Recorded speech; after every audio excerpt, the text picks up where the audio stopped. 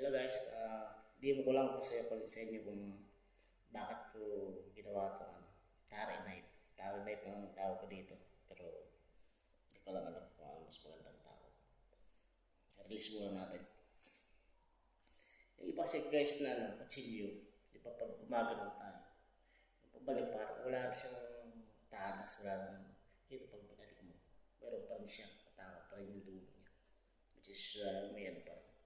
Tapos maganda rin siyang patas. Pagbalik meron pa rin. Tapos pagbaliktad, ganun din. Yan. Diba?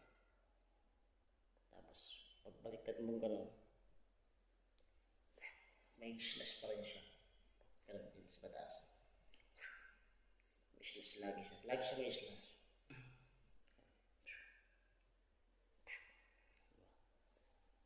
Pagka nahawakan mo yung target, diba? Meron na siya. Eh kung may susuntok pa isa, pwede mo siya i-slash ulit. Pwede mo siya i-slash.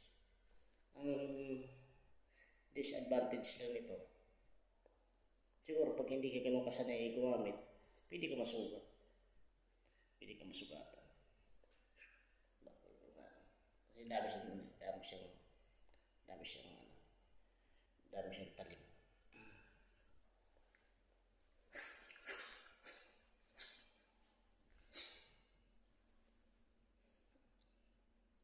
Yun guys, thank you.